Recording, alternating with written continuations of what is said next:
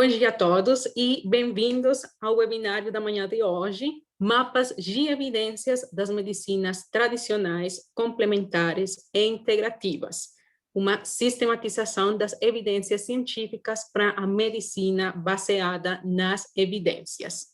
No dia de hoje, eu conto com o prazer de ter como convidados ao Dr. Ricardo Gelman e ao mestre Caio Fábio Portela, presidente e vice-presidente, respectivamente, do CAPSIM, o Consórcio Acadêmico Brasileiro de Saúde Integrativa. Para quem não me conhece, eu sou a Maria José e eu sou a consultora de clientes responsável por todas as nossas soluções de ciências da vida. E, bom, vou falar um pouco, né, do CV, do magnífico CV dos nossos convidados. O doutor Ricardo, ele é médico da UFRJ, especialista também em pediatria e em oncologia pediátrica pela Unicamp. Ele possui mestrado em embriologia e anatomia, doutorado em toxicologia reprodutiva e com fitoterápico Visco-Novo pelo Departamento de Obstetrícia da Unifesp e também pós-doutor em neurociências pelo Departamento de Neurologia na área de dor e medicina antroposófica, entre outros trabalhos que tem desenvolvido. E o Caio, ele é, por enquanto, bacharel em naturologia, é mestre em ciências pela Faculdade de Saúde Pública da Universidade de São Paulo e, em breve, doutor pela Faculdade de Medicina da Universidade de São Paulo. Então, vamos começar e, antes de eu ceder a tela e a palavra para os nossos convidados, eu gostaria de apresentar a definição do que são as medicinas tradicionais, complementares e integrativas. Este termo, ele se refere a um amplo conjunto de práticas de atenção à saúde, baseado nas teorias e experiências de diferentes culturas, utilizadas para a promoção da saúde, prevenção e recuperação, levando em consideração ao ser integral em todas as suas dimensões. Então, constituem as MTCI um importante modelo, né, para o cuidado à saúde em diferentes países do mundo.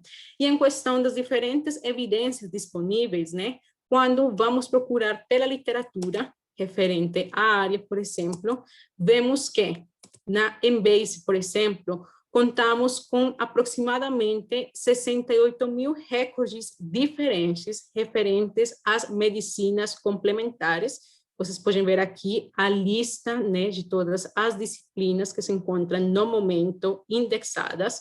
Contamos com mais de 110 mil recordes referentes a toda a parte de medicinas tradicionais, tais como a medicina chinesa, a medicina da América Latina, a medicina tibetana, entre outras, e com mais de 5.500 recordes referentes também à parte de medicina integrativa. Então, em vista a esta grande quantidade de evidências, este grande relato de evidências, surge a pergunta: como facilitar o acesso às evidências disponíveis, bem como a identificação de lacunas no conhecimento? Sem mais preâmbulos, então, cedo a palavra aos convidados da manhã de hoje para falar um pouco mais à profundidade sobre o tema. Doutor Ricardo, Caio, fiquem à vontade. Então, bom dia a todos. Gostaria de agradecer o convite da Elsevier de participar de mais um evento dentro dessa parceria entre Elsevier e o Consórcio Acadêmico Brasileiro de Saúde Integrativa. E já queria dizer que tive imediatamente um insight olhando os logos, tanto da Elsevier como do consórcio, que são duas árvores. Então, estamos conectados pelos rizomas do conhecimento aqui de uma forma subterrânea. Então, eu gostaria de apresentar aqui a minha apresentação para trazer essa temática das evidências de uma forma organizada, que é um trabalho que temos feito nos últimos 2 anos. Então, já deixo aqui o meu contato para maiores informações e dizer que, além de presidente do consórcio, tanto eu como o Caio somos membros da Secretaria Executiva de uma rede latino-americana, que é a rede da Biblioteca Virtual em Saúde das Medicinas Tradicionais Complementares Integrativas, que faz parte da rede MTC Américas, que une 17 países da região das Américas. E tem um papel de ação bem direcionada para a área de saúde da criança na pediatria integrativa pela USP e o curso de pós-graduação. Então, primeiro trazendo uma imagem do panorama mundial. Na Europa, o número de usuários é muito grande, passa de 100 milhões, e em 2012, o National Center of Complementary Integrative Health, do NIH, dos Estados Unidos, avaliou que 1/3 da população de adulto e quase 12% das crianças usam alguma modalidade de abordagem integrativa. A China, não precisa nem dizer, que ela tem incorporado nos hospitais que adotam o modelo convencional de medicina, um departamento de medicina tradicional chinesa. O Japão também aplica uma metodologia chamada Kanpo, com plantas medicinais em grande parte dos médicos. A Índia é o único país que possui um Ministério da Saúde paralelo ao Ministério Comum de Saúde, que é o Ministério Ayush, que significa Ayurveda, Unani, Siddha Yoga, Homeopatia e Naturologia. A Suíça é o único país que criou um plebiscito e que, a partir desse plebiscito, incluiu obrigatoriamente o ensino de medicina integrativa nas faculdades de medicina de todo o país. E a área de maior desenvolvimento é a oncologia. Se considera que 1/3 dos pacientes oncológicos no mundo inteiro usam alguma abordagem complementar integrativa. Trazendo uma definição do consórcio acadêmico norte-americano, Academic Consortium for Integrative Medicine and Health, a medicina integrativa também pode ser chamada de saúde integrativa, é a terminologia que está se usando muito hoje em dia.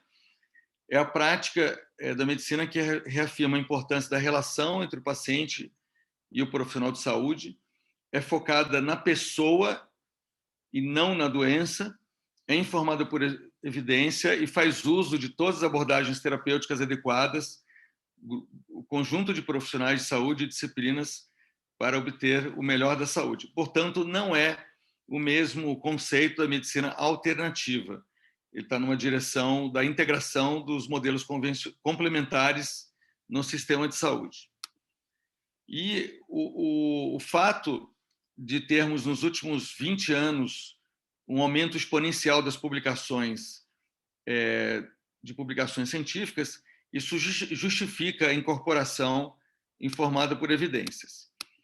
A OMS propõe a incorporação nos países a partir da estratégia 2014-2023, a partir dos estudos de qualidade, segurança e eficácia para permitir uma regulamentação adequada da incorporação. E o Brasil incorporou, nos últimos 15 anos, uma série de chamadas de práticas integrativas e complementares em saúde, dentro da Política Nacional de Práticas Integrativas e Complementares.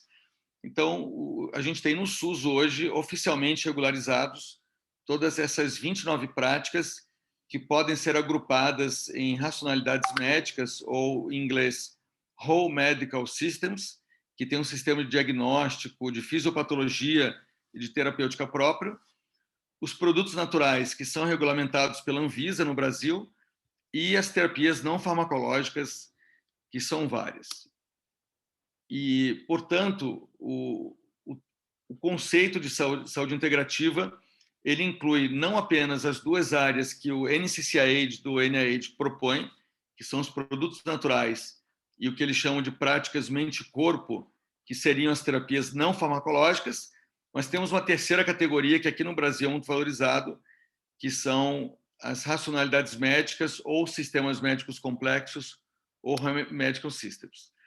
Esse artigo clássico de Eric Bars, em que compara o modelo dos sistemas médicos complexos com o modelo convencional, ele demonstra todas essas características que estão na definição do lado direito, uma visão biopsicossocial espiritual,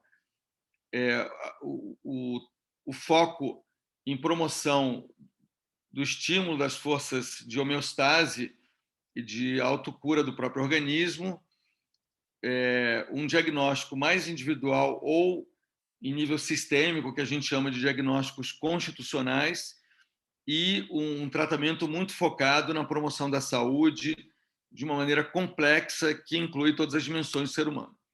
E aqui, nesse gráfico, estão apresentadas os sistemas médicos complexos, que seriam a medicina chinesa, a Ayurveda, Unani, homeopatia, naturopatia e medicina antroposófica. No nosso site do consórcio, nós espelhamos o sistema de busca da Biblioteca Virtual em Saúde, das medicinas tradicionais complementares integrativas, que reúne hoje mais de 1.500.000 publicações na área e está disponível em uma série de línguas pelo site do consórcio do cabzin.org.br.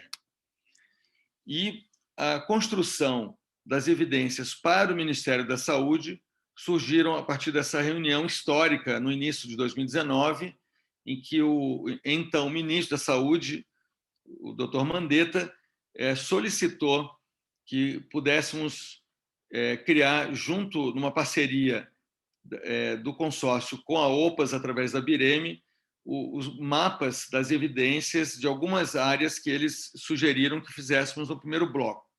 Então, nessa reunião, convidamos a diretora-geral da OPAS, a diretora do INCA, pela área de oncologia, o outro instituto que trabalha com pesquisa, Observa Pix, da Fiocruz, enfim, para elaborar. E o que está em negrito foram as áreas que foram solicitadas nesse primeiro bloco de mapas de evidência. Foram 7 práticas integrativas que geraram os primeiros 12 mapas, uma vez que a medicina tradicional chinesa foi dividida pelo volume de revisões em 3 grupos: acupuntura, auriculoterapia e práticas corporais, assim como na área de fitoterapia dividimos na área de doenças crônicas e dor, alterações metabólicas, saúde mental, e ainda teve um 4º mapa de tratamento de feridas. E a ozonioterapia foi dividida em ozonioterapia bucal para odontologia e uso médico, e ainda tivemos os mapas da meditação, yoga, Shantala e reflexologia. Então, foi uma solicitação do Ministério da Saúde para essa dupla de instituições. E foi definido como metodologia para a criação desses mapas esse sistema 3IE, que é chamado International Initiative for Impact Evaluation, que ele gera mapas de evidência e também os gaps de evidência para decisões de uso por gestores públicos. E aqui eu vou falar de uma maneira mais rápida, porque Caio vai aprofundar na metodologia, mas existem 6 etapas na construção até chegar em imagens que escolhemos o Tableau como forma de relacionar as intervenções com os desfechos clínicos, outcomes, que passa pela seleção dos estudos de revisão a partir das palavras-chave no MESH, e aí precisamos de especialistas para ampliar esse sistema de busca inicial.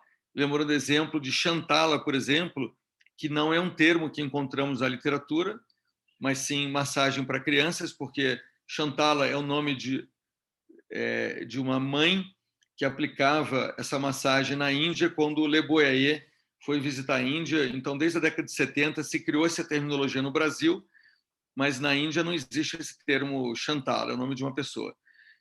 A segunda etapa é a caracterização dos estudos de revisão e aí os estudos que usamos são revisões basicamente sistemáticas, que estão no topo da pirâmide de evidência, e essa caracterização é através do Ryan, tem toda uma metodologia de caracterização, para chegar a essa matriz de intervenções que é subdividida, as intervenções para cada tipo de prática integrativa em especial. E a partir de toda essa matriz, na época usamos a geração de planilha de Excel, agora o Caio, com toda a sua expertise, conseguiu transportar isso para o REDCap, que ficou muito mais interessante como modelo de banco de dados, até a geração de mapa gráfico através do Tableau. Então, aqui foi um momento em que convocamos 40 pesquisadores do Brasil inteiro para fazer um treinamento da metodologia dos mapas. Isso aconteceu em 2019, dentro da Bireme. E aqui queria honrar o nome de todos os coordenadores e do grupo que desenvolveu os mapas. Eu, particularmente, fiquei responsável pela Chantala, porque sou pediatra, e Caio pela meditação, mas tivemos todo esse grupo aqui que trabalhou junto e que está agora na fase de publicação, alguns já estão sendo publicados. Então, dentro do site da Bireme, a gente mostra que foi um trabalho que depois, num dos mapas em especial, o mapa do Covid, criamos o grupo, convidamos o grupo da rede MTC América para participar na contribuição para o Covid, que foi o 13º mapa, e eles, de uma maneira geral, apresentam os seguintes resultados. O mapa que teve a maior quantidade de revisões sistemáticas foi a meditação, seguida das práticas ou das atividades da medicina chinesa, a acupuntura, a prática corporal chinesa e a auriculoterapia está lá embaixo. Se a gente agrupasse os três, a medicina chinesa seria o primeiro, mas separadamente é a meditação. A yoga também chama atenção com a quantidade de revisões que a gente fez naquele momento, e as plantas medicinais. Depois a gente tem, um segundo grau de importância de número de evidências, a auriculoterapia e a Chantala, e no número menor, reflexologia e ozonoterapia. Então, para muitos médicos, profissionais de saúde, cientistas que tinham a impressão que não existiam muitas evidências nessa área de MTCI, o primeiro bloco já chegou a um número que foi quase 900 revisões temáticas, que realmente não é um número pequeno. E quando avaliamos de uma maneira geral os outcomes, ou seja, os desfechos clínicos, o que percebemos é que a maior contribuição da nossa área é para a saúde mental, com ênfase na depressão, ansiedade, qualidade de vida, estresse e distúrbios do sono. Depois chama atenção a área de dor, com 42 revisões, hipertensão arterial e diabetes. Então, são áreas de enorme impacto para a saúde pública e que já mostrou. Quando foram distribuídos os outcomes, a gente escolheu 4 domínios, pensando numa visão multidimensional do ser humano, ou seja, a dimensão física metabólica, a dimensão da vitalidade, bem-estar, qualidade de vida, a dimensão da saúde mental e a dimensão socioambiental e espiritual. E aí a gente vê que em cada domínio desses, a gente tem uma área, ou uma abordagem, uma modalidade integrativa que tem seu destaque em quantidade de evidências, como a acupuntura para dor, a prática corporal chinesa para vitalidade e bem-estar, meditação para saúde mental e yoga para essa saúde espiritual e ambiental. E um outro achado que também foi muito interessante foi que a grande parte dos estudos avaliou que o efeito dessas práticas se concentrou na categoria potencialmente positivo e positivo, porque a gente poderia ter achado tantas evidências mostrando que o efeito foi negativo. E o que vocês podem ver aqui é que, de uma maneira geral, especialmente no domínio de dor, doença crônica, indicadores metabólicos, como qualidade de vida e como transtornos mentais, a gente encontrou uma grande concentração de efeitos positivos.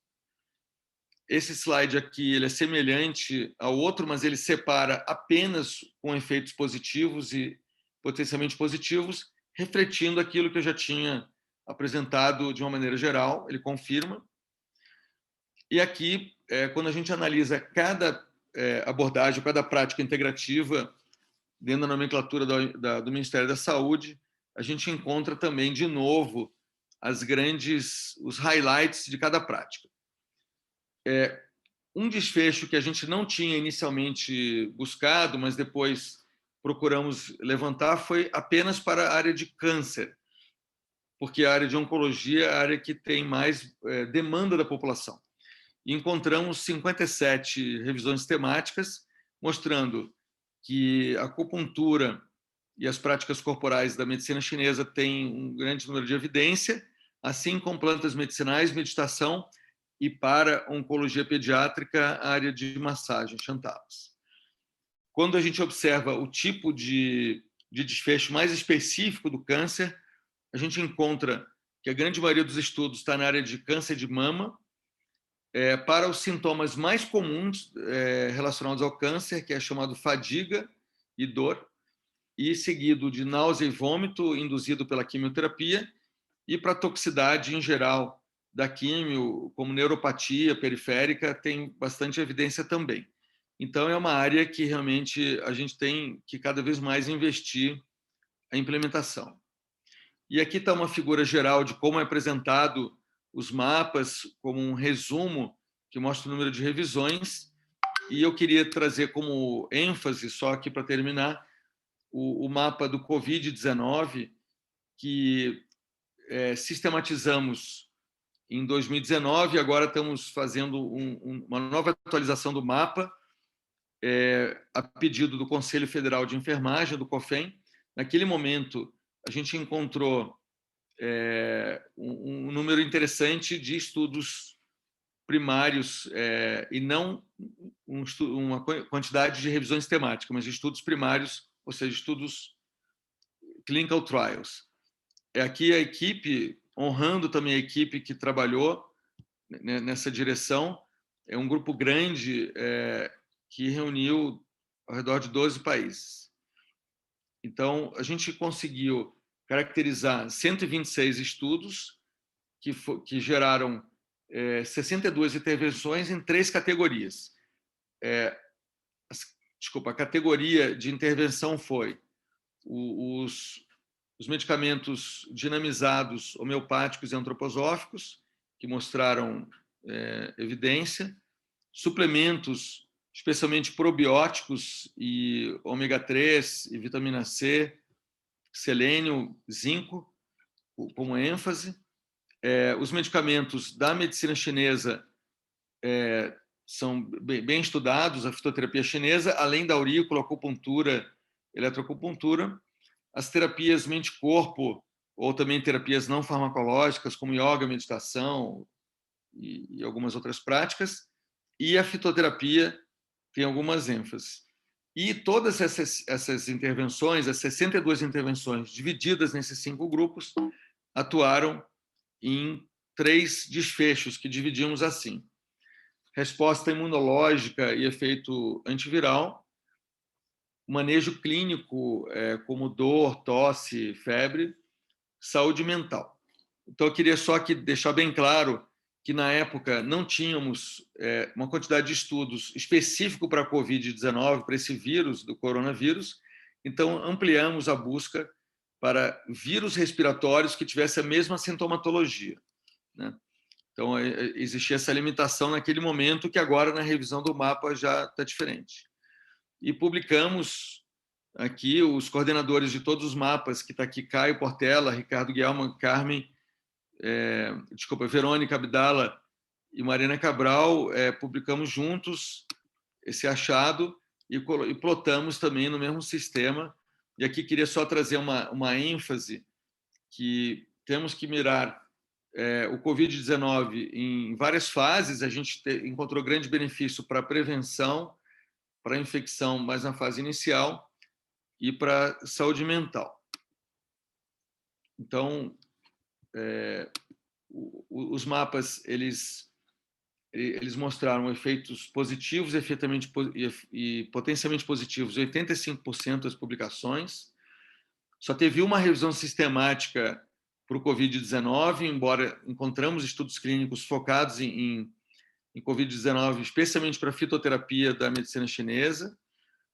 Na saúde mental, o que foi mais forte foi transtorno de estresse pós-traumático, a partir da intervenção das práticas corporais, yoga, meditação, acupuntura, e o efeito da meditação mindfulness como promotora de resiliência e aromaterapia para ansiedade.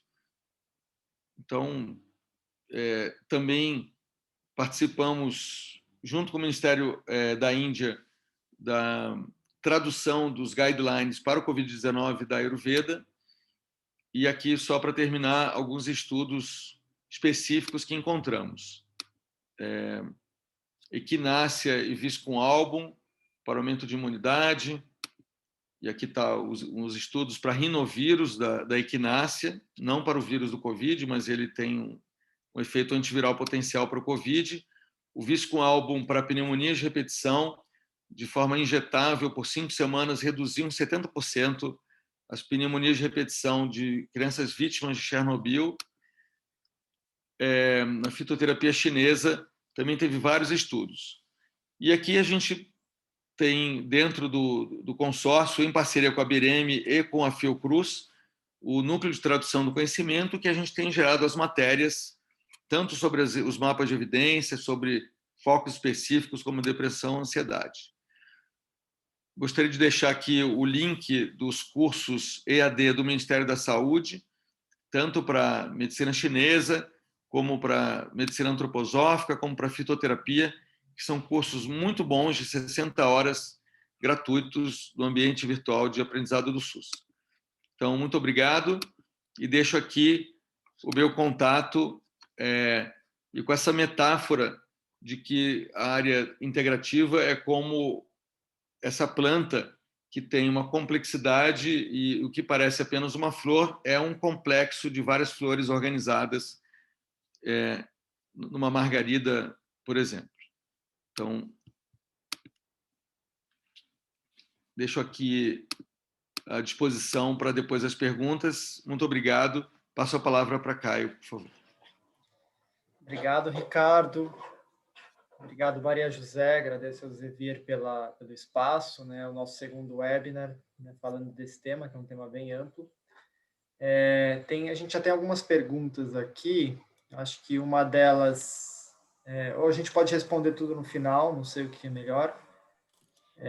Como vocês considerem melhor. Se vocês quiserem responder de uma vez, podemos... Eu vou responder uma que está mais simples aqui, da osteopatia, okay, né? Por que ela não foi incluída?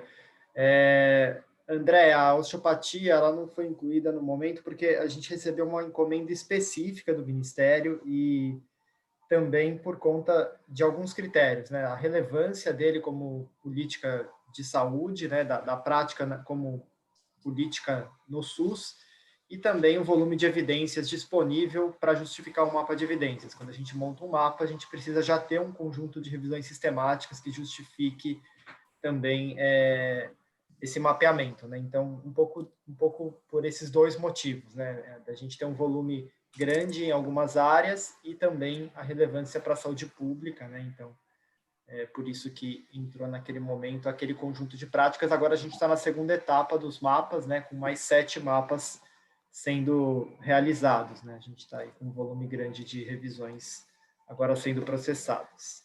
Deixa eu projetar minha tela aqui. Depois a gente responde junto, Ricardo, as outras perguntas, que eu acho que para o final é mais interessante. Vocês estão vendo minha tela aí?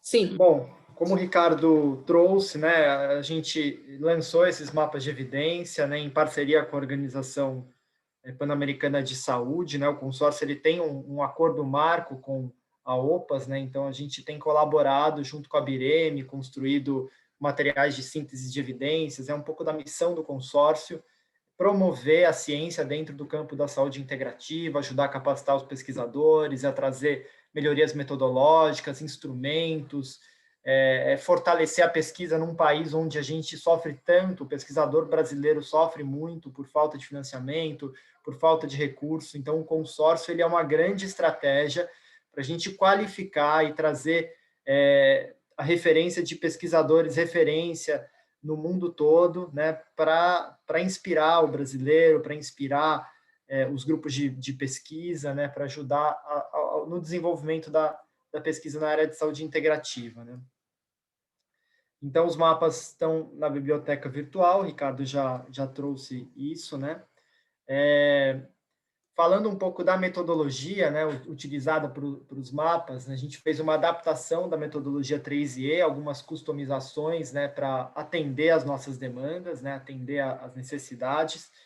Essa metodologia está publicada nesse artigo, na revista da OPAS, né, então quem quiser acessar esse artigo é um artigo aberto e tem toda uma discussão de como foi desenhada essa metodologia, de quais são os critérios, né? A gente tem as etapas da metodologia 3E que foram adaptadas para a necessidade que a gente tinha dos mapas de evidência, né? Então, começa lá com a busca, que envolve todos os especialistas, né? Especialmente bibliotecários, junto com especialistas das áreas, né? Então, por exemplo, quando a gente foi fazer a busca do mapa de meditação, a gente tinha especialistas, pesquisadores em meditação, para conseguir extrair os termos de busca de técnicas específicas para encontrar um volume maior de estudos, já que a gente não tem uma padronização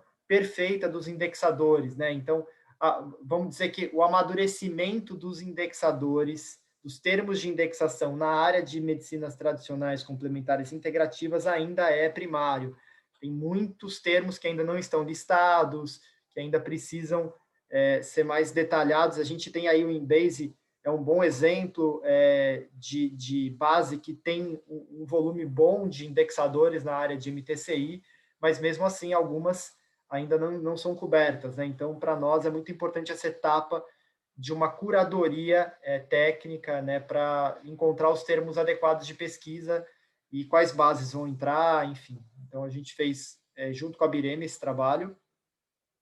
Para a etapa de seleção, a gente usou um instrumento chamado Ryan, que é uma plataforma bem interessante para fazer a revisão dos critérios de inclusão por pares, né? Então, a gente tem o Ryan como um instrumento, deixa eu ver se eu mostro aqui. Esse aqui é o Ryan.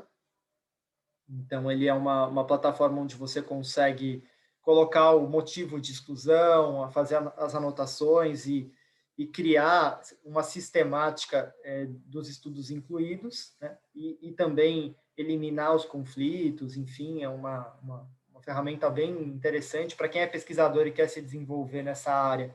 Uma ferramenta gratuita, aberta, né? Vocês podem acessar o site do Ryan. Depois tem a etapa de categorização, que para nós foi um grande desafio. O Ricardo falou um pouco dessa etapa, porque categorizar os estudos exigiu a criação de uma matriz, né, de outcomes, um sistema de classificação que a gente pudesse classificar todos esses desfechos e organizar todo esse material de uma forma que visualmente fosse compreensível e que fosse útil para a saúde pública, né? Então, os mapas eles têm uma função de utilidade, especialmente para a saúde pública, né? Foi uma encomenda do Ministério da Saúde. Então, nós queríamos que os mapas disponibilizassem evidências para que políticas públicas pudessem se inspirar nesses materiais, nessas revisões sistemáticas, nesses achados que a gente tinha ali disponível. A gente sabia que existia um grande volume de evidências que não estava organizado na área de saúde integrativa, né? Porque na última década a gente teve uma aceleração muito grande das produções, então tem um conjunto muito grande de estudos novos que entraram e que não foram organizados, né? Então, esse gap a gente conhecia e o objetivo do mapeamento de evidências era justamente ajudar a preencher esse gap entre um discurso, né, de 10 anos atrás que muitos profissionais mantêm, dizendo que não tem evidência, né? Então, qualquer coisa que fala de MTCI, a pessoa fala, não tem evidência. Meditação não tem evidência. A yoga não tem evidência. Esse discurso hoje não se sustenta, né? A gente tem evidência para muitas das práticas e muitas também não têm evidência, e aí precisa ser estudado, precisa ser trabalhado, né? E esse é um dos nossos objetivos, mas muitas práticas a gente já pode dizer que tem evidência e tem, às vezes, mais evidência do que muitas das intervenções convencionais que a gente vê no sistema de saúde. Muitos protocolos convencionais têm nível de evidência mais baixo do que muitas das medicinas tradicionais complementares integrativas listadas nesses mapeamentos, né? Aí tem uma etapa, né, depois da categorização, né, a gente descreve todos esses dados, né, tem uma etapa de infometria, né, de como disponibilizar isso, como analisar, como fazer essa geração que vai culminar no mapa de evidência, e depois a gente gera também um mapa de gaps, né, que a ideia é levantar quais são as lacunas, ok, o que a gente tem de melhor evidência disponível até o momento, né, e o que falta desenvolver de evidência até o momento, né? Então, isso nos ajuda a nortear, a informar as universidades, os grupos de pesquisa, quais são as necessidades de produção na área, né? Então, esse é o nosso fluxo, né? Então, o Ricardo já falou um pouco, né? É uma metodologia derivada da 3IE, não é a 3IE pura, a gente teve que desenvolver uma plataforma própria, um instrumento próprio, para atender às nossas necessidades, a nossa forma de trabalho, né? Então, a gente tem aprimorado. Nesse segundo mapa, a gente tem trabalhado com outras plataformas, né? Aqui, por exemplo, é a nossa matriz de desfechos, né? Onde a gente vai sistematizando os desfechos que foram colocados nos estudos de revisão sistemática e classificando eles dentro de critérios que possibilitem ser mais fácil você encontrar aquele desfecho e também entender a área de atuação de cada desfecho. Isso foi um trabalho mais de especialistas, né?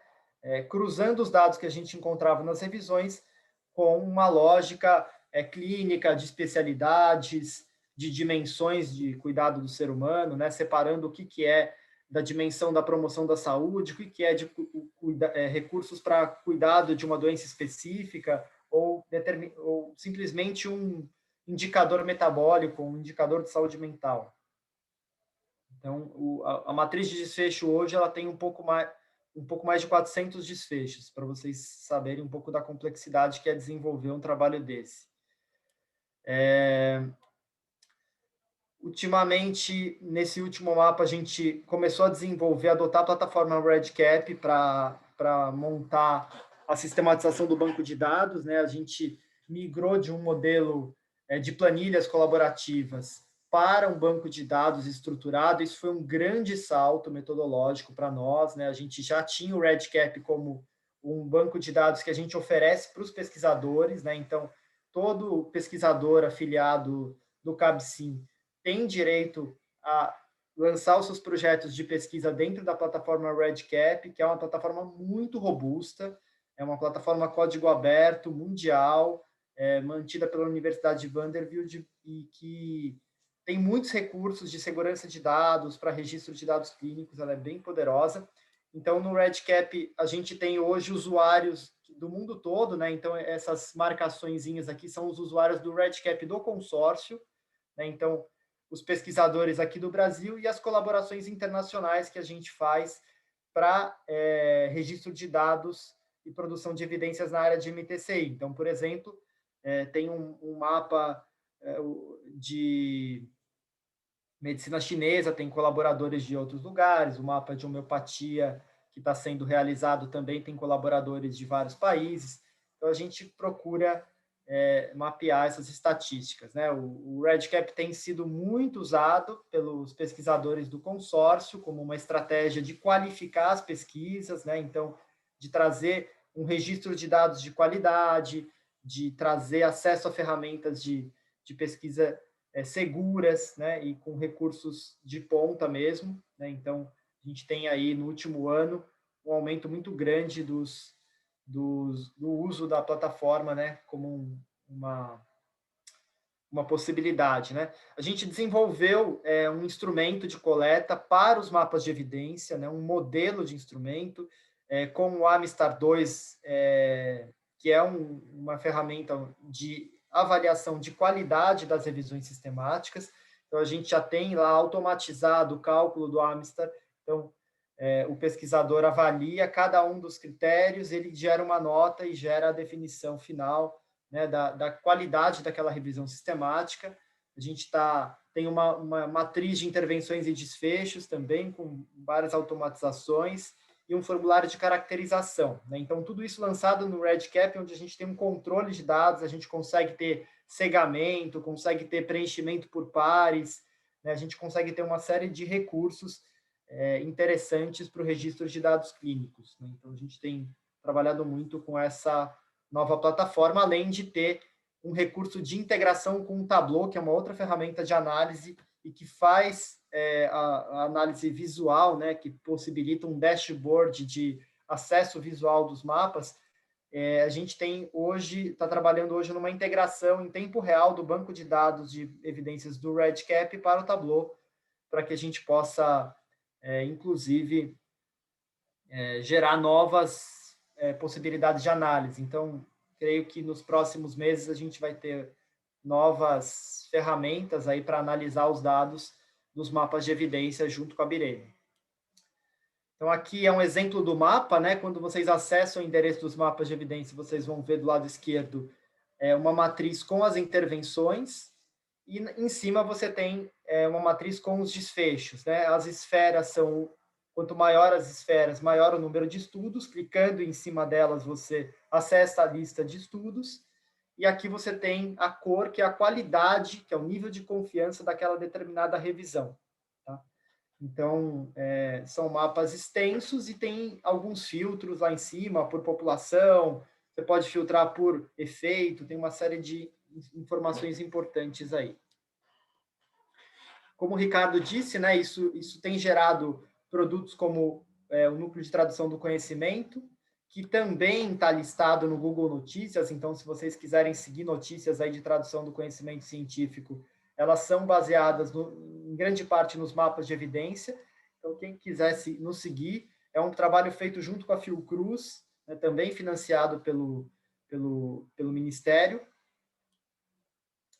E aqui o Ricardo já mostrou também que a publicação de um dos mapas, né, que é o mapa de mapeamento de recursos possíveis para o Covid. Quando a gente fez esse mapa, a ideia era nortear as pesquisas, né? O que existe de alguma coisa apontando na direção de possível pesquisa para enfrentamento da pandemia, né? Então, muitas das coisas que a gente encontrou aqui foram pesquisadas depois com mais profundidade, como, por exemplo, os suplementos, as vitaminas, né? Então, foi um mapeamento amplo para que a gente pudesse reunir também o interesse dos pesquisadores para produzir novas evidências na área do cuidado do Covid, né? E hoje a gente vê muitas coisas que a gente citou ali, com um nível já melhor de evidência, com mais recursos, né?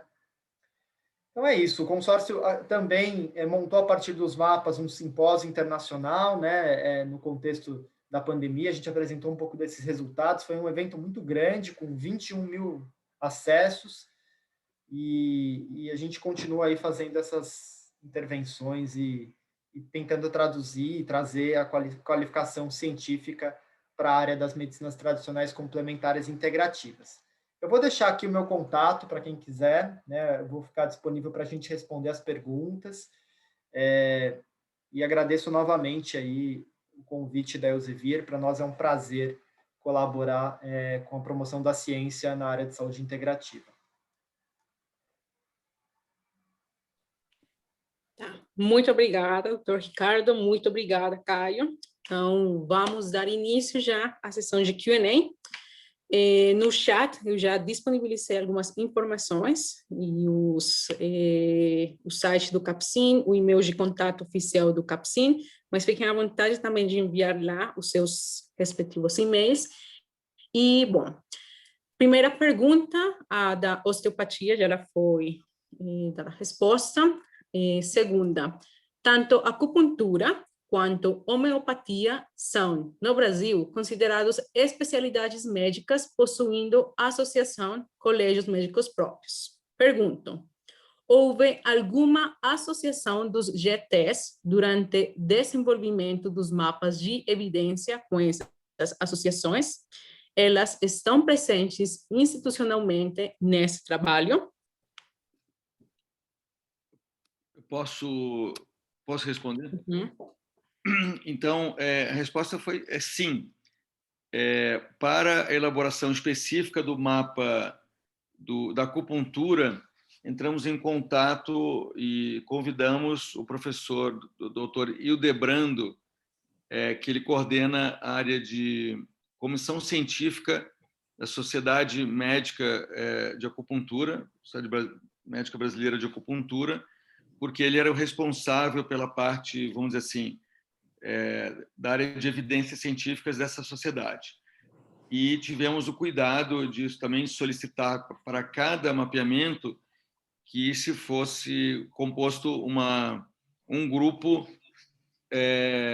também multiprofissional. Em todos os mapas, o critério era mais científico, ou seja, pessoas que têm expertise em pesquisa na área.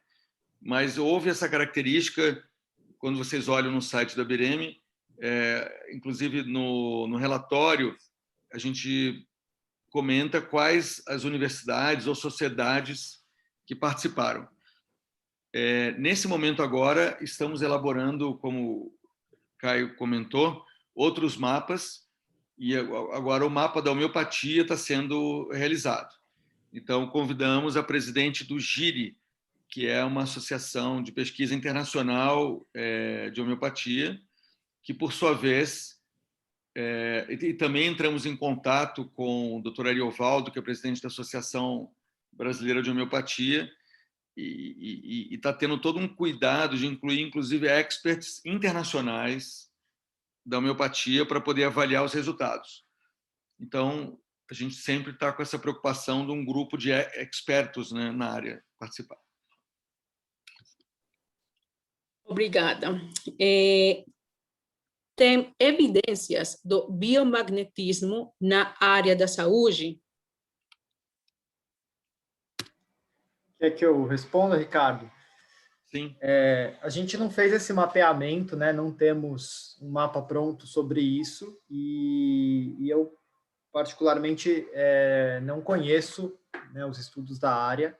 Então, a gente, talvez para o futuro, pensar em mapear o que existe de evidências nessas práticas, mas eu, particularmente, desconheço uma compilação, né, que possa dizer sobre efetividade dessa terapia, né?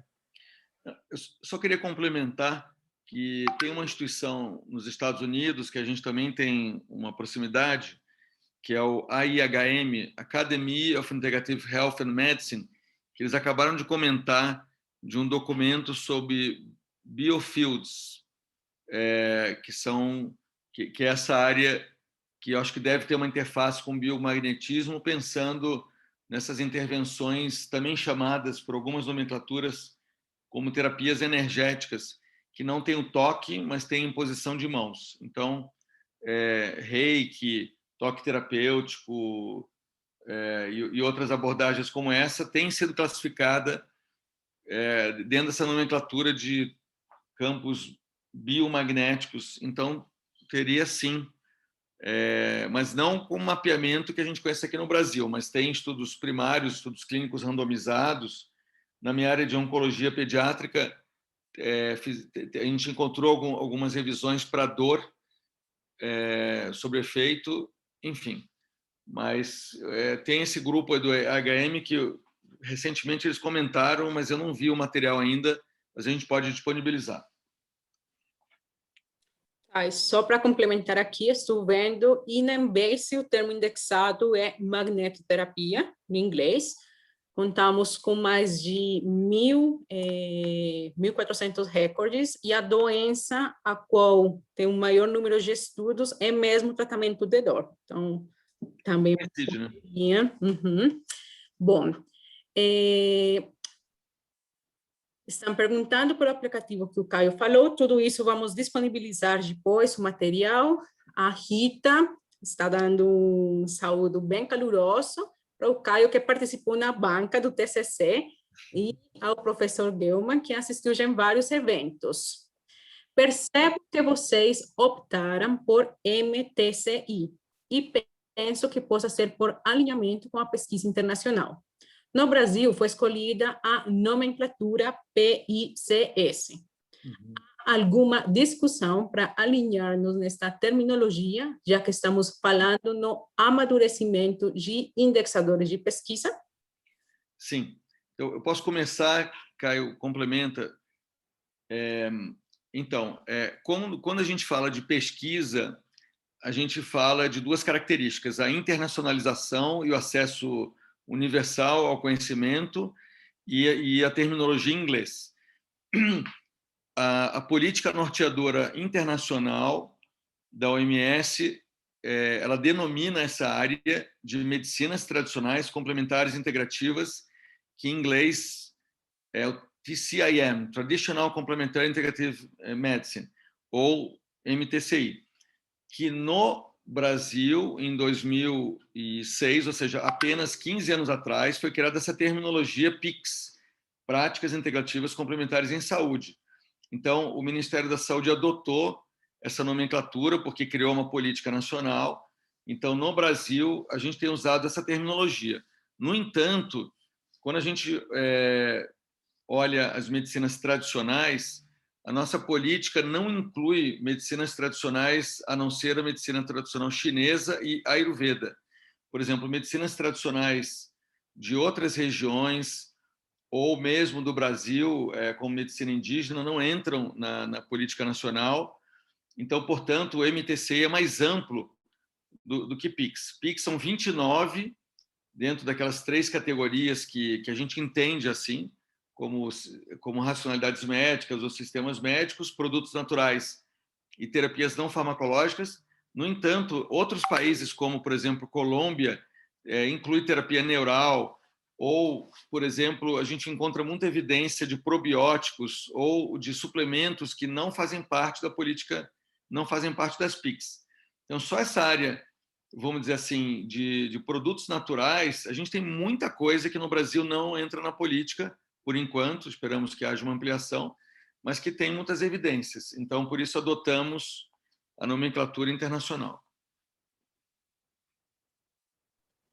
O Caio quer complementar alguma coisa? Não, eu acho que é isso, é exatamente isso. É para a gente ampliar o conceito para se alinhar com os objetivos da Organização Mundial de Saúde e também cobrir áreas que antes não estavam cobertas. Né? Essa é o intuito. Tá. Eu queria só acrescentar mais uma coisa, Maria José, se me permite. Claro. Existe toda uma discussão da nomenclatura internacional da área, e o centro de referência em pesquisa na área no mundo, dentro do NIH, é o NCCIH, que investe 150 milhões de dólares por ano em pesquisa na área, e por isso os Estados Unidos, junto com a China, produz muito. E só lembrar que até pouco tempo atrás, esse centro tinha um outro nome, era chamado NCCAM, National Center of Complementary Alternative Medicine. Até hoje, como já foi mostrado no Embase, o termo medicina alternativa ou alternativa ainda é um termo muito usado, mas eles mudaram de nome para Centro de Saúde Integrativa. Por isso que o consórcio também adotou esse nome, e a Sociedade também Internacional de Pesquisa, que é o ISCMA, recentemente mudou também de nome para adotar o termo da OMS. Então, PICS é uma realidade brasileira. Se você sair em qualquer outro país fora do Brasil, ninguém sabe o que é PICS, mas vai entender quando a gente fala de MTCI, que é a nomenclatura internacional. Obrigado. Tá. Estamos chegando no final do tempo, e se vocês têm disponibilidade, podemos encerrar as perguntas que ainda estão na lista, ou depois responder via e-mail, fica a seu critério. Acho que a gente pode responder, acho que estava vendo aqui, algumas eu já estou respondendo, mas a gente pode... Tá, tem uma pergunta aqui, a aromaterapia está dentro do conceito de plantas medicinais? Não. Na verdade, tem uma interface direto, mas basicamente a aromaterapia é a terapia pelos óleos essenciais das plantas, mas é considerada uma outra categoria que pode ser por via inalatória, a aplicação da aromaterapia, ou por via oral, ou por via dérmica, porque existe absorção. Inclusive, só para lembrar, tem um estudo maravilhoso do banho de floresta, que é uma metodologia japonesa com essa terminologia, e um estudo recente mostrou que quando passeamos pela floresta, o efeito relaxante acontece também pela absorção de terpenos, que são óleos, quer dizer, são substâncias voláteis das árvores que foram dosadas no sangue de pessoas que passearam na floresta. Então, tem toda uma linha e a aromaterapia faz parte. A gente já pode fazer um spoiler aqui, Caio, comentar quais são os novos mapas de evidência. Então, você me ajuda aqui. Eu já citei a homeopatia, agora aromaterapia, plantas medicinais brasileiras, que só elas deu 300 revisões sistemáticas no mínimo, as plantas nativas ou que são criadas aqui no Brasil, né, não exóticas, a área de moxa-bustão e de ventosas, que é da medicina tradicional chinesa. E a apiterapia. Apiterapia. E a apiterapia. Esse conjunto, que a gente chama de segundo bloco de mapas de evidência, e lembrando que é um pedido do Ministério da Saúde, não é decisão nossa, do consórcio, ele já gerou mais ou menos 1.000 revisões sistemáticas. Então, em breve, isso vai ser lançado no Congresso Nacional de Práticas Integrativas, aqui já fazendo uma propaganda, se o Caio puder colocar o link desse congresso, esse Congresso Nacional de Práticas Integrativas, que vai acontecer de 4 a 7 de setembro de 2021, vai apresentar na primeira mesa sobre evidências e tradução de conhecimento mais ou menos 2.000 revisões sistemáticas na área, porque a gente já vai ter os dados do segundo mapeamento.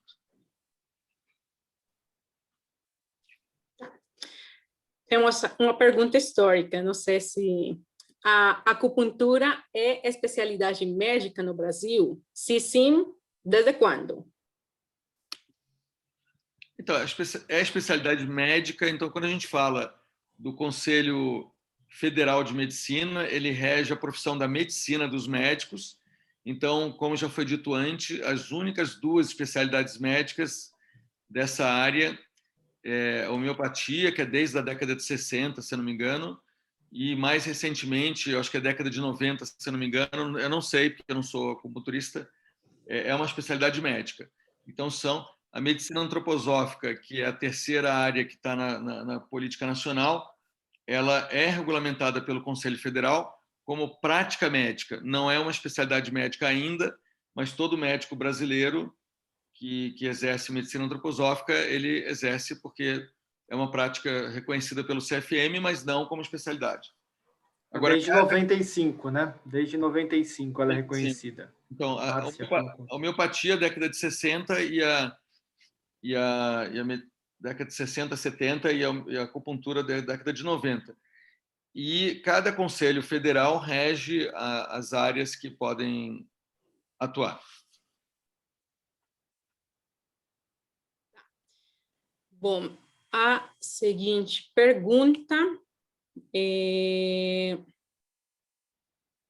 voltando um pouco na parte de aromaterapia, no mapa de evidências em aromaterapia, foi possível identificar os quimiotipos dos OEs utilizados no estudo? Houve ênfase na busca de OEs brasileiros? Eu posso responder, a princípio, assim, o mapa de aromaterapia está em curso, né? A gente está agora na etapa de caracterização, mas com certeza os quimiotipos estão sendo olhados, né? Eu acho que esse estudo dos quimiotipos é um estudo de detalhamento muito importante para os óleos essenciais, e a gente fez uma ênfase, na verdade, de busca ampla, né? Então, os óleos brasileiros eles estão dentro dessa busca, né? Mas não é um recorte exclusivo de óleos brasileiros, até porque a gente tem uma carência sabida de pesquisas de plantas medicinais brasileiras generalizada, né? A gente tem um investimento baixíssimo do país em estudos de plantas medicinais comparado a outros países, né? Muitas plantas amazônicas, por exemplo, são estudadas e patenteadas fora do país porque o aporte de pesquisa vem de fora. Enfim, a gente tem vários problemas aí nesse tema, né? Mas em breve a gente vai ter um mapa bem interessante de aromaterapia, né? Acho que daqui uns 2 ou 3 meses esses mapas estão finalizados e vocês vão ter acesso. Bom, a seguinte pergunta: existe algum estudo de evidência na arte-terapia? A gente também não fez esse mapa, né? Mas provavelmente tem. Arte-terapia é uma prática que é aplicada há muito tempo, né? Eu já vi vários estudos de arte-terapia para tratar condições de saúde mental. É uma área interessante, mas eu não posso dizer com propriedade porque a gente não fez um mapeamento, não tem um mapeamento pronto da área, mas é uma área relativamente antiga, né? E também inclui um leque, um guarda-chuva, né? Arte-terapias é um guarda-chuva enorme de práticas. Né? Tá, eu aqui posso auxiliar vocês e a resposta é sim, tem. Maria José, deixa eu só dizer uma coisa. Para quem tiver perguntas como essa anterior, existem evidências na área de arte-terapia ou qualquer outra, eu gostaria só de compartilhar aqui a minha tela, para que possam ver. Como eu tinha dito na minha fala, o consórcio tem um sistema de busca. Então, se vocês digitarem cabzin.org.br, você vai entrar na área de pesquisar. Então, eu vou fazer agora a resposta. Art Therapy, aqui em tempo real, junto com vocês, e vamos botar pesquisar, e a resposta é que tem 6.818 estudos, pelo menos, que relacionam com esse termo arte-terapia. Então, eu gostaria de divulgar aqui o site do consórcio, como que tem esse mecanismo, e esse também e a Biblioteca Virtual em Saúde, e estimulamos que todos possam, inclusive, se afiliar ao consórcio para ter acesso a essa área. Então, o consórcio tem esse sistema de busca para quem quer fazer perguntas específicas como essa. Bom, eu ia complementar na mesma linha de raciocínio do Ricardo, e todos também têm acesso a Embase via portal periódicos.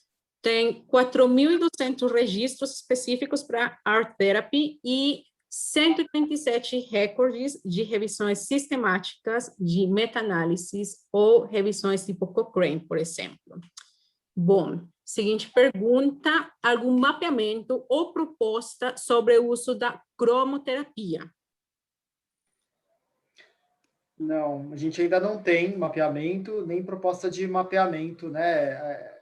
A gente tem tratado essa temática como terapia de fotobiomodulação, né? Existem vários estudos. Eu tenho, por exemplo, um amigo pesquisador que tem uma patente na área de fotobiomodulação, né? Que pesquisa o efeito celular, né?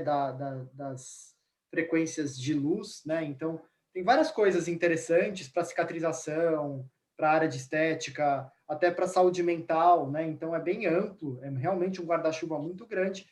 Devem ter coisas muito interessantes, mas a gente não tem um mapa pronto também. Mas acho que a Maria José pode talvez trazer um pouco sobre essa temática aí. Tenho agora que procurar, mas vamos aqui. Bom, tem comentários de parabéns ao Ricardo e ao Caio. Mais parabéns. Temos um comentário que acho bastante pertinente mesmo: os mapas de evidência são muito importantes para dar suporte aos novos currículos que estão sendo criados pelos cursos de medicina e desejam abordar a saúde integrativa, concordo. Temos perguntas de... Queria saber como a medicina integrativa encara o uso de vacinas, principalmente agora com as novas vacinas contra a Covid-19. Eu posso responder. Acho que essa é uma pergunta bem, quase que perigosa, né?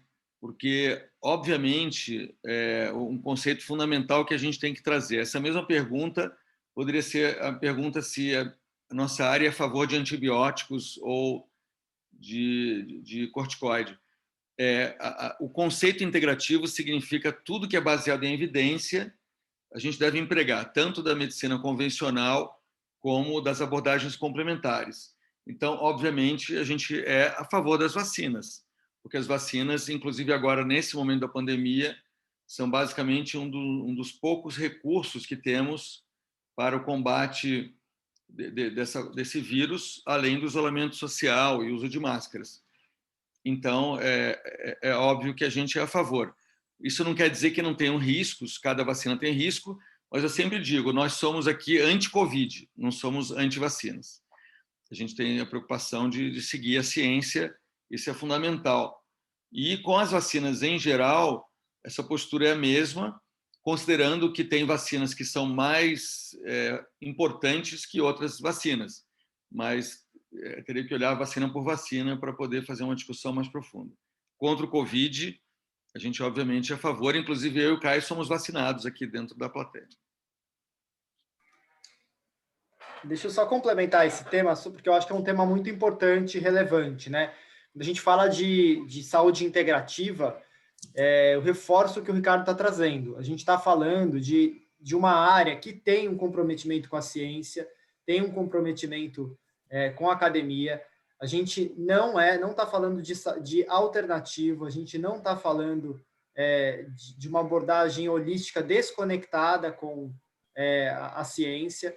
Muito pelo contrário, a gente está falando de um grupo de pessoas que está preocupado com o direcionamento da área da saúde e que acredita num modelo mais integral de ser humano, uma visão ampla do ser humano, uma visão ampla do cuidado e também fazendo um contraponto a toda uma indústria que se construiu em torno do que é saúde, né, e de como se cuida da saúde. Então, a gente faz esse contraponto e traz essa outra abordagem, que será que tudo que a gente tem que intervir como política de saúde precisa ser medicamento e cirurgia, intervenções de alto custo e ligadas à indústria? Por que será que a gente seguiu esse caminho, né? Não existem outros recursos mais ligados à promoção de saúde, ao autocuidado, a tecnologias leves que são, a nível populacional, relevantes? Então, essas perguntas têm a ver com uma visão do processo de saúde e doença que essa área integrativa tá fazendo, e com muita dificuldade ainda por cima, porque a gente sabe que o grande volume de investimento em pesquisa é na área de produção de medicamentos, especificamente, né? Então, existe uma indústria que torna, às vezes, a produção acadêmica um pouco tendenciosa, né? Então, essas críticas, até dos desenhos metodológicos, eu vi que a Fabiana estava aqui na plateia. A Fabiana foi uma aluna minha que fez uma pesquisa sobre os métodos complexos de pesquisa, né? Ensaio pragmático, N of One, desenhos de estudo com metodologias estruturadas, mas que permitem estudar intervenções multimodais, né? Então, tem tantas coisas para avançar na área integrativa que inclui, inclusive, novos desenhos metodológicos para a gente estudar intervenções multimodais, né? Então, eu quero reforçar que a gente tem um comprometimento com a ciência e a gente tem um comprometimento com um direcionamento mais humano, mais integral, mais amplo de uma visão de saúde. Só queria complementar um aspecto que o Caio trouxe, que isso tudo que tem sido trazido, ele tem um impacto muito importante, especialmente para doenças crônicas. Para doenças agudas, o modelo biomédico ele é muito eficiente, terapia intensiva, pronto-socorro e tudo mais. Agora, você tratar uma rinite num pronto-socorro, vai receber um antibiótico não baseado em evidências, porque o médico pode, inclusive, confundir uma rinite com uma IVAS, e o mundo inteiro está vivendo agora uma campanha contra o uso irracional de antibiótico terapia, levando a superbactérias. Então, a gente tem, no modelo integrativo, especialmente na fitoterapia, uma série de plantas medicinais que previnem a doença mais comum do mundo, que é a IVAS, infecção de vias aéreas superiores. Enquanto no modelo biomédico, a gente não tem na farmácia praticamente nenhuma medicação para aumentar a imunidade, porque é um outro modelo de pensamento. Então, como promover saúde é um tema fundamental, que aí inclui alimentação, atividade física com interface mente-corpo, que é o caso das práticas corporais da medicina chinesa e da dança-terapia, que é diferente da academia, que promove uma dissociação mente-corpo. Quando a gente faz uma ginástica do Ocidente, você pode estar pensando em outra coisa, você está em estado não de mindfulness, diferente de quando você pratica dança ou arte marcial, que você está em estado de mindfulness, ou seja, em atenção plena. Isso tem um efeito fisiológico diferente. Inclusive, eu estudei já em pacientes aqui experiências, claro, bem preliminares sobre o efeito no colesterol, né? Então, é todo um olhar sobre saúde que precisa ser ampliado, mas de jeito nenhum a gente está desmerecendo dos avanços da biomedicina, que são fundamentais, e especialmente a quimioterapia conseguiu resolver 80% do câncer infantil. Aí, aonde que entra o integrativo? Qualidade de vida. Não é na cura do câncer, mas na qualidade de vida, nas sequelas da quimioterapia. Então, esse modelo integrar é diferente de alternar, que o Caio trouxe aqui bem claramente. Muito bom. Bom, já terminei de dar uma olhada nas perguntas, já todas foram...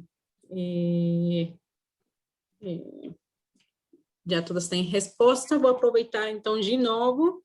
Aqui, eu já compartilhei via chat, né, os contatos tanto do Capsim como de nós aqui da Elsevier. Gostaria de apresentar o que estava falando agora dentro da Embase. Então, por exemplo, aqui temos resultados de terapia, arte-terapia, cromoterapia, magnetoterapia, a procura, né, do termo Chantala, por exemplo, que se a gente olha mesmo o termo indexado é mais para a parte de massagens. Lembrar para todos vocês que esta base de dados, que é específica para áreas de biomedicina, para todas as áreas de ciência da saúde, ela se encontra disponível para vocês via portal periódicos da CAPES.